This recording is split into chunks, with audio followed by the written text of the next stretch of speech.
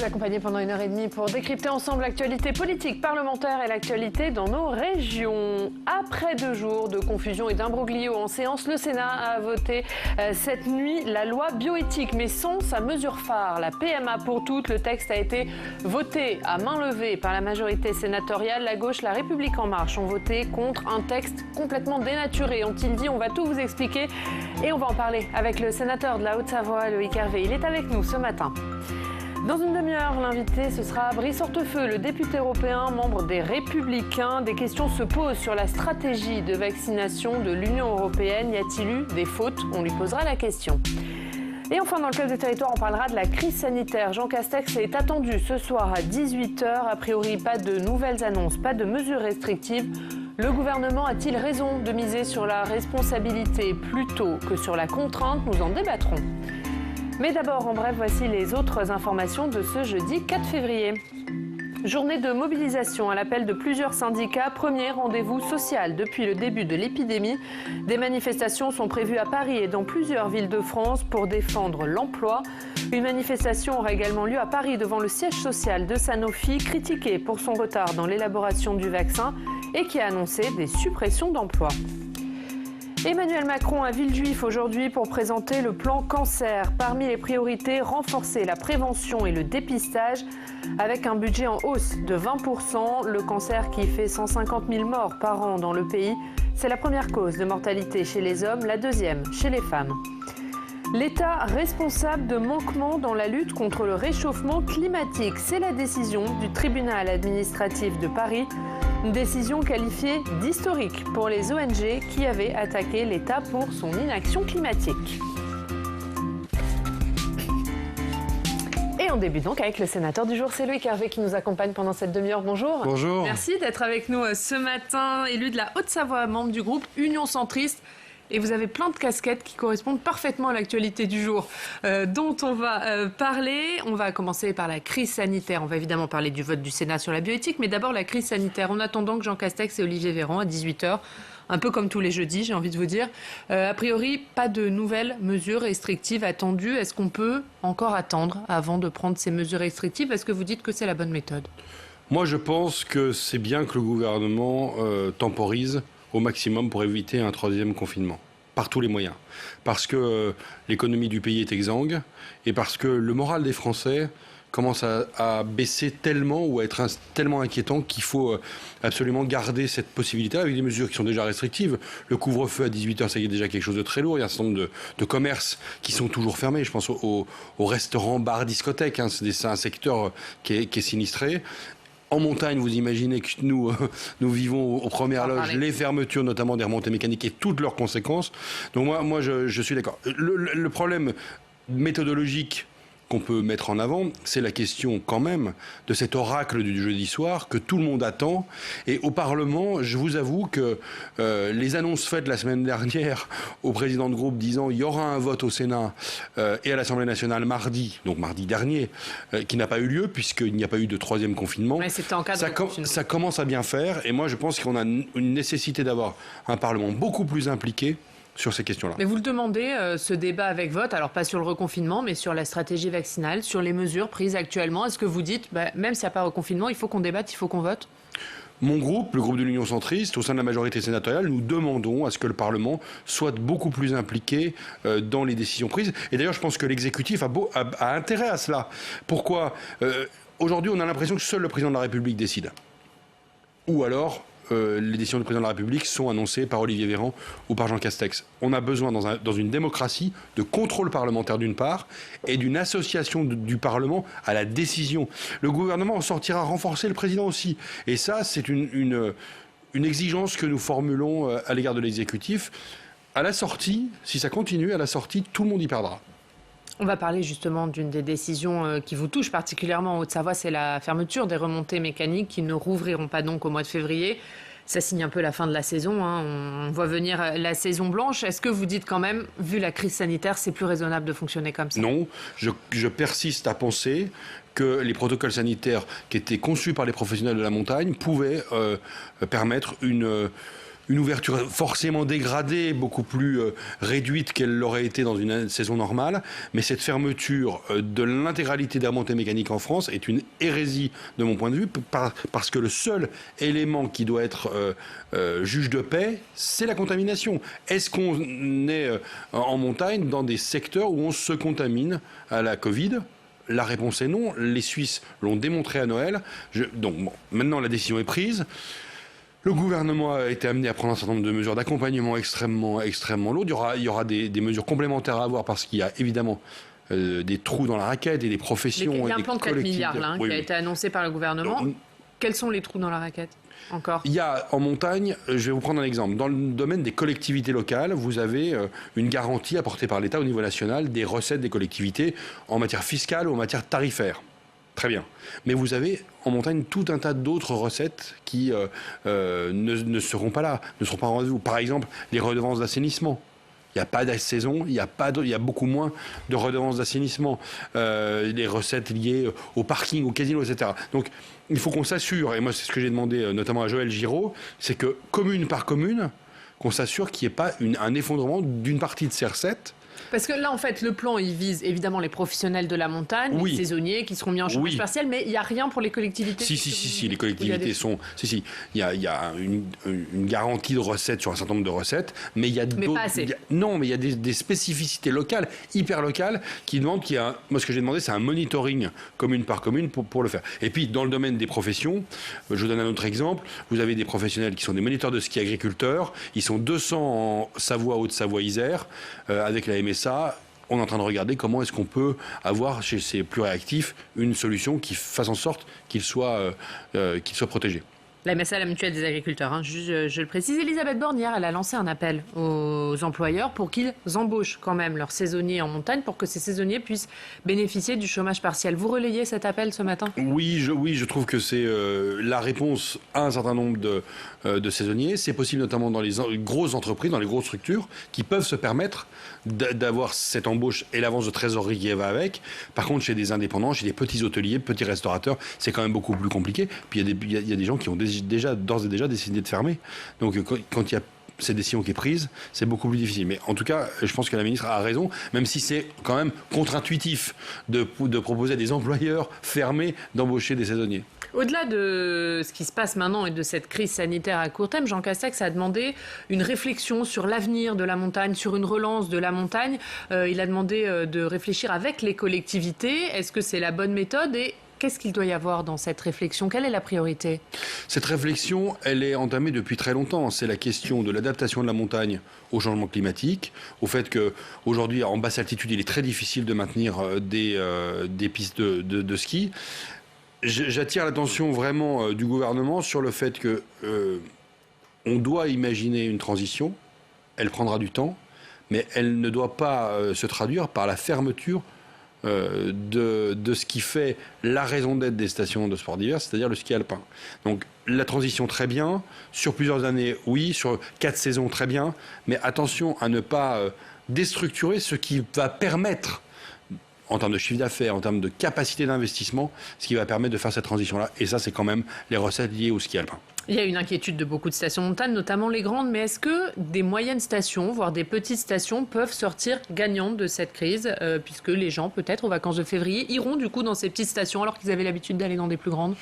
On l'a vu cet été, la montagne a été très attractive. On a eu un bel été. On était dans une période de déconfinement, on va dire, donc il y avait besoin de prendre l'air. Et vraiment, la montagne, notamment en Haute-Savoie, a été très active, accueillante. Et donc, je pense que dans toute crise, il y a des opportunités. Ce qu'il faut, c'est que ces opportunités, on puisse les saisir et transformer l'essai. Et donc ça, c'est l'obsession, je pense, qu'on doit avoir ici, notamment au Sénat, parce que nous sommes les représentants des territoires, la capacité que nous aurons en 2021 et en 2022 de rebondir. Et c'est, en tout cas, moi, le sujet qui est ma préoccupation première. On aura bien sûr l'occasion d'en reparler. On va passer à l'actualité du Sénat chargée cette nuit, puisque c'est cette nuit finalement que le Sénat a adopté la loi bioéthique, un texte amputé de sa principale mesure. On va en parler avec Steve Jourdain.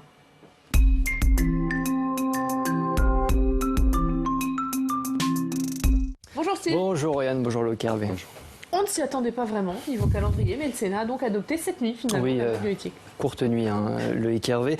Alors le texte adopté par le Sénat est un texte très différent de celui qui nous est arrivé de l'Assemblée nationale. C'est un texte très différent aussi de celui proposé par la commission spéciale bioéthique du Sénat. En fait, tout l'examen du texte a été pollué, faut le dire, par l'imbroglio de l'article 1. Rappelons un peu ce qui s'est passé, Oriane. L'article 1 prévoit l'ouverture de la PMA pour toutes. C'est le principe phare de la loi. C'est une promesse de campagne d'Emmanuel Macron. Sur le principe, mardi soir, les sénateurs étaient majoritairement pour, mais un amendement est voté par surprise, amendement qui exclut les femmes seules célibataires du dispositif. Cela ne convient pas à la gauche, qui souhaite un dispositif plus large, un dispositif plus égalitaire. Du coup, la gauche s'abstient au moment du vote final de l'article. De son côté, la droite s'oppose à cet article premier, en cause un amendement, aussi un amendement voté qui autorise la PMA post-mortem. La PMA post-mortem, c'est-à-dire la possibilité de continuer une PMA déjà entamée après le décès du conjoint. En fin de séance hier, Alain Milon a résumé l'état d'esprit dans lequel le Sénat a adopté, un peu par surprise, ce projet de loi. En gros, la droite, la gauche, personne n'est content, Oriane. Ouais, personne n'est satisfait, à droite, à gauche, et pas même le gouvernement, on l'imagine du coup. Non, bien évidemment, on le disait à l'ouverture de la PMA pour toutes, c'était la mesure phare du projet de loi, mesure phare, certes, mais il y avait d'autres mesures, des mesures importantes, des mesures aux conséquences considérables pour la société. Adrien Taquet est revenu sur les regrets du gouvernement hier soir. Il a dit regretter les reculs constatés par rapport à la première lecture. Loïc Hervé, vous avez aussi, vous, des regrets sur ce texte ? Oui, complètement. Des regrets de la manière dont s'est passée la deuxième lecture au Sénat, avec des incidents de séance importants. Quand je dis incidents de séance, pour nos téléspectateurs, ça veut dire des choses qui, en termes de procédure parlementaire, ne se passent pas bien. Notamment l'adoption d'un amendement vraiment à la levée de la séance, à un moment où les sénateurs n'étaient pas dans une situation de voter et où je pense que la présidence n'était pas en mesure d'évaluer les positions des uns et des autres. Donc, mais il y a une mauvaise gestion de séance à ce moment-là, parce qu'on a l'impression que tout part de là après sur la suite de l'examen. On est vraiment à la fin, juste avant la levée de la séance. On est dans les dernières secondes et effectivement, on a été un certain nombre à critiquer cette toute petite période-là qui a posé des difficultés par la suite. Mais sur le fond, la PMA, l'ouverture de la PMA aux femmes et notamment aux femmes célibataires. Est-ce que c'est une disposition de bioéthique ? Et je pense que tout procède de là. Le problème principal, c'est que c'est un sujet sociétal, voire un sujet de droit civil, donc en termes de filiation. Et qu'avoir mis cette disposition-là dans un texte de bioéthique, qui est la révision de la loi bioéthique, la loi Leonetti, historiquement, c'est une erreur. Et l'erreur, on l'a payée hier soir, on l'a payée avant-hier, parce que on a mis dans un même texte des mesures de nature différente. Et ça, moi, j'ai été, en première lecture, l'un des sénateurs à insister sur ce sujet-là, puisque j'étais un orateur lors de la discussion générale, lors du vote en première lecture. Et pour moi, c'est vraiment ça que nous payons dans la discussion hier. Ce que vous dites, c'est un peu ce que disait Bernard Jomier dans la discussion générale. Bernard Jomier, qui est rapporteur du texte, il dit aussi que l'adoption de ce texte est le résultat d'un gâchis. Vous partagez ce constat ? La marque de fabrique du Sénat, c'est la qualité de ses débats, la capacité de trouver des convergences là où elles sont dans la société difficiles à trouver. Et là, force est de constater que nous n'avons pas réussi à le faire. Il y a une polarisation des positions. Moi, je suis plutôt conservateur sur ce sujet-là. Qui sont dues aux échéances électorales qui arrivent, Peut-être. Moi, je suis plutôt conservateur sur ce sujet-là, donc je suis pas le plus à l'aise pour donner des leçons à tel ou tel.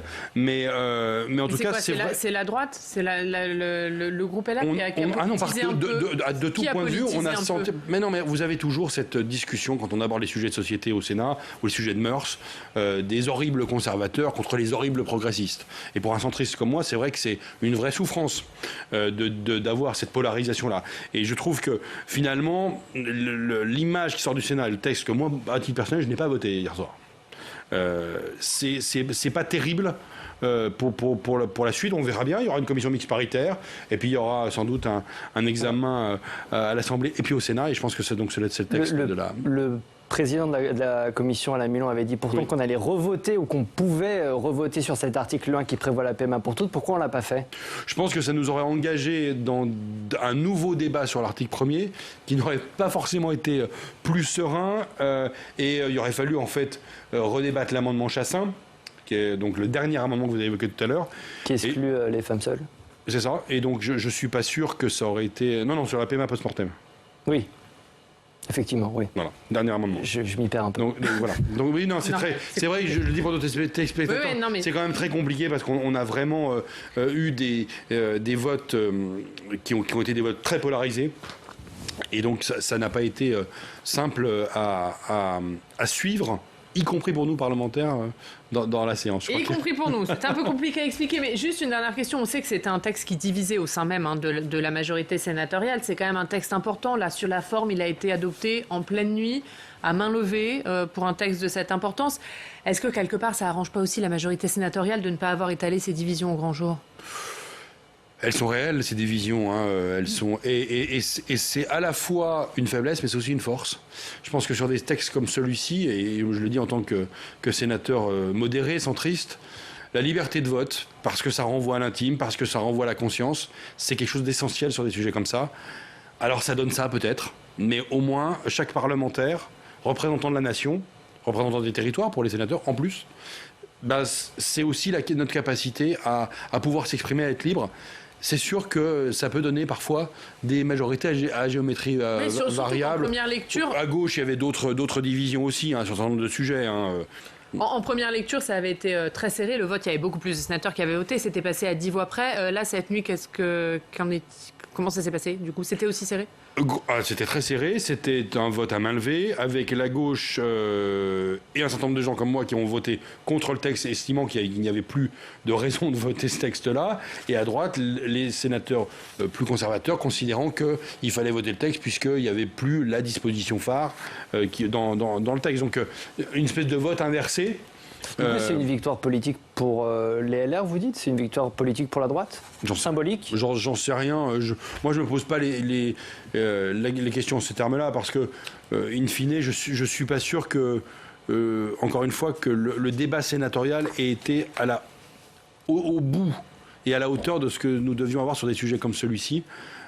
C'est pour ça que j'ai exprimé une forme de frustration en me votant contre, ce qui est un peu à l'inverse de mes positions que j'évoquais tout à l'heure. Donc, cette espèce de schizophrénie que nous avons sur ce texte-là, ma foi, c'est le propre des sujets sociétaux au Sénat. Si vous pouvez rester, parce qu'on va parler de ce qui s'est passé hier au Sénat, c'était hier matin, une audition que vous avez suivie et à laquelle vous participiez évidemment, Loïc Hervé, puisque vous êtes membre de la CNIL, ça fait partie de vos casquettes, et c'est le président de la CNIL qui était auditionné hier sur le texte sécurité globale. Cette fois-ci, puisque le Sénat travaille dessus en ce moment même. On a beaucoup parlé de l'article 24 de ce texte, mais hier il a beaucoup été question d'un autre article, c'est l'article 22, c'est celui qui encadre l'utilisation des drones par les forces de l'ordre, une utilisation que la CNIL juge abusive. Pourquoi ? C'est pas ça qu'elle dit. La CNIL dit, dans un avis qui lui a été demandé par la Commission des lois, comme la loi de 2018 le permet, la CNIL dit qu'il faut mieux définir les finalités et mieux définir les garanties en face des finalités qui sont dans l'article de loi. Il faut mieux l'encadrer que c'est pas le cas pour le moment. Aujourd'hui, vous avez dans l'article 22, qui sort de l'Assemblée nationale, un inventaire des finalités pour lesquelles les drones pourraient être utilisés.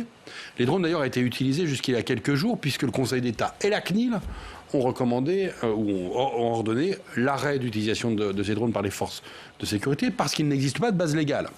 Et le propre du Parlement, c'est justement, évidemment, d'écrire la loi. Donc, en tant que rapporteur avec Marc-Philippe Daubresse, moi, j'aurais la charge de réécrire l'article 22 pour être plus précis sur les finalités, donner une souplesse parce qu'on sait que ce sont une matière évolutive, à la fois sur un plan technologique et sur un plan des finalités même. Donc il faut être à la fois ferme sur les principes, mais suffisamment souple pour qu'il y ait une évolution qui soit possible, et des garanties.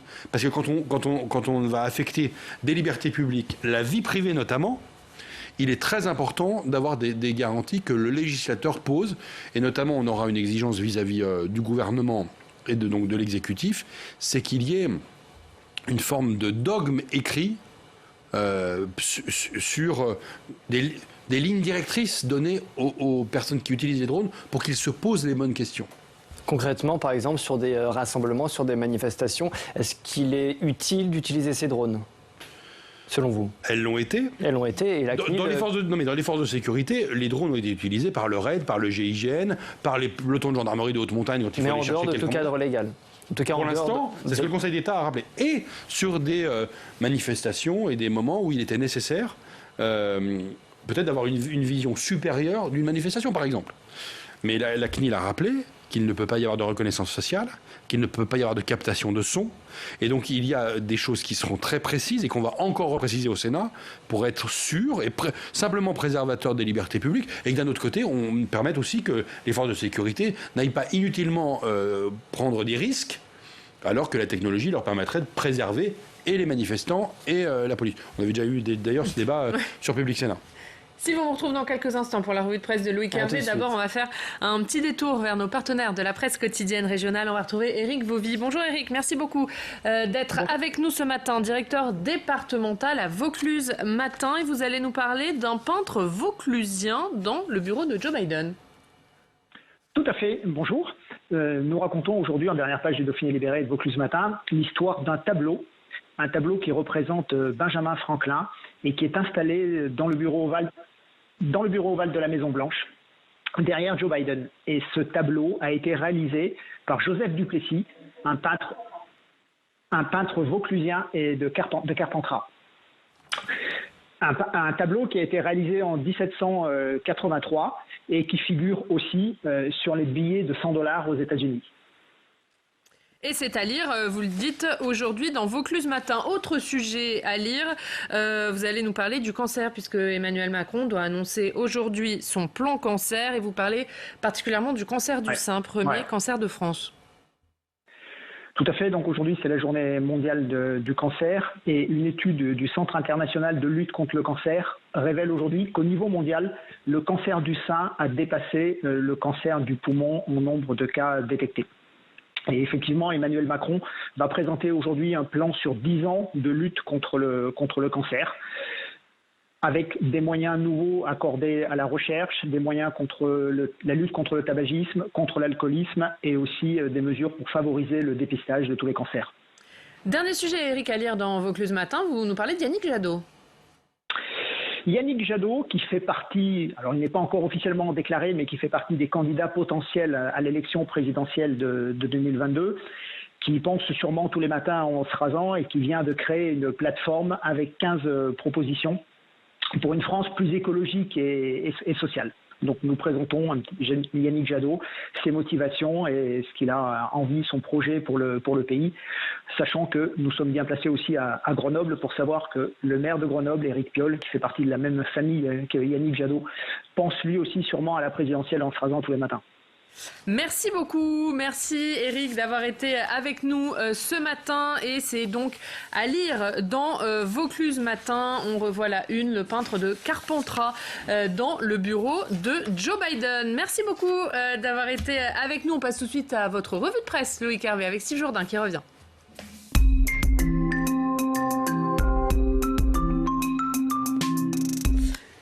Dans la presse de Loïc Hervé ce matin, Steve, c'est une union contre le maire écolo d'Annecy. Oui, la fronde de l'opposition au maire François Astorg, le groupe municipal Annecy Ensemble, un groupe issu de la majorité de l'ancien maire de Centre Droit. Eh bien, ce groupe vient de créer une association. L'objectif, c'est de fédérer un collectif de citoyens. Les fondateurs de l'association disent ne pas souhaiter voir la ville d'Annecy devenir une ville expérimentale, comme Grenoble. Loïc Hervé, il y a un problème avec l'actuel maire écolo de la ville? Ce n'est pas un sénateur qui va aller s'ingérer dans des affaires entre l'opposition et la majorité municipale. Ce sont des amis qui sont les membres de ce groupe. Donc je ne veux pas, moi, aller faire du petit commentaire d'actualité là-dessus. Néanmoins, moi, je suis très vigilant à une chose, c'est que la ville d'Annecy, une ville centriste historiquement, mais c'est un joyau des Alpes, c'est un joyau français, c'est une ville qui a une attractivité touristique majeure et qui doit être exemplaire à tout point de vue, y compris dans le domaine environnemental. Et il faut faire attention à Annecy, donc il faut être À chaque fois qu'on imagine des choses dans cette ville, il faut en mesurer toutes les conséquences. Et c'est pourquoi, moi je serai vigilant dans les fonctions qui sont les miennes. Je ne suis pas élu à Annecy, mais dans les fonctions qui sont les miennes, à ce qu'on préserve ce joyau des Alpes, qui est cette ville d'Annecy, et qui est quelque chose que nous avons en partage. Donc vous supportez cette association, si on comprend bien. Non, je ne suis pas adhérent de cette association. Je n'ai pas vocation à l'être. Je dis simplement que, comme parlementaire, j'ai un œil bienveillant sur la ville d'Annecy et vigilant quand il s'agit de prendre des initiatives qui pourraient créer des difficultés dans cette belle ville. On continue de parler d'Annecy. Annecy, première capitale française de la culture ? Annecy est en tout cas candidate, tout comme 28 autres villes engagées dans le processus de sélection. Le label a été créé par le ministère de la Culture. Il s'inspire du fameux label européen, celui de capitale européenne de la culture. La première capitale française de la culture le sera pour l'année 2022. Loïc Hervé, est-ce qu'Annecy a ses chances selon vous ? Ah, mais je soutiens à fond. Oui, ça vous soutenez. C'est dans la cohérence de ce que je viens de vous dire à l'instant. C'est-à-dire que je trouve que c'est une ville qui a un potentiel. Alors, on n'a pas évoqué le domaine culturel, mais c'est effectivement un domaine où Annecy a des atouts considérables. Et donc, il y a des candidats. Et je pense qu'Annecy a totalement la capacité d'être une très belle capitale française de la culture. Je connais bien le dispositif européen et je sais que ça apporte beaucoup à une ville pendant un an d'avoir ce label-là, parce que ça attire des personnes qui vont aller dans le domaine de la culture s'intéresser au patrimoine, à la création culturelle. Et donc je trouve ça très, très porteur. Alors j'ai une autre question un peu plus politique, on va y arriver. Le slogan d'Annecy pour cette campagne, c'est Annecy, ville des possibles. Vous soutenez la démarche de l'actuel maire de la ville dans cette compétition. Est-ce qu'il s'y prend bien ? C'est une ville magnifique avec laquelle j'ai un attachement personnel. Donc, vous ne m'entendrez dans ma bouche ni du mal de la ville d'Annecy et pas des critiques inutiles de son maire. Vous savez qu'il y a un recours actuellement qui est pendant devant le tribunal administratif de Grenoble et qui fait qu'un certain nombre de choses se passent à Annecy, mais c'est de la vie politique classique. La ville des possibles. Ouais, c'est pas mal. Non, mais c'est pas mal. Moi, je trouve ça pas mal. Le slogan, vous approuvez. Ouais, j'aime bien. Vous aurez essayé, Steve. Une dernière question, Loïc Hervé. On imagine que vous avez écoutez avec beaucoup d'attention ce qu'a dit Jean Castex à Colmar. C'était il y a 10 jours maintenant, quand il est allé au siège de la collectivité européenne d'Alsace. Il a remis en cause ces grandes régions qui avaient été créées sous François Hollande. Et il a quelque part un peu encouragé l'Alsace, en tout cas compris ce désir d'Alsace. Vous qui êtes un partisan de la fusion Savoie-Haute-Savoie, comment vous avez entendu ce message du Premier ministre ? J'ai entendu dans la bouche du Premier ministre exactement ce que vous dites, c'est-à-dire la nécessité de faire vivre les territoires sur des réalités beaucoup plus proches du terrain que ces grandes régions.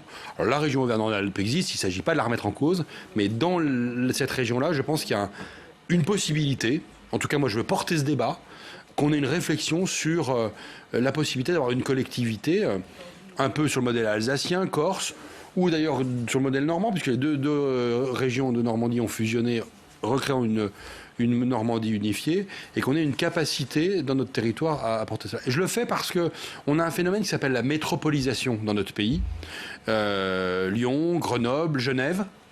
Et que si les territoires de Savoie, avec Annecy et la Haute-Savoie, Chambéry et la Savoie, ne s'unissent pas dans 10 ans, le nord de ce territoire sera attiré par Genève et le sud par Grenoble et Lyon, et on fera disparaître un ensemble qui est un ensemble millénaire, et j'estime que c'est ma responsabilité aujourd'hui de porter ce débat-là. Merci beaucoup, merci.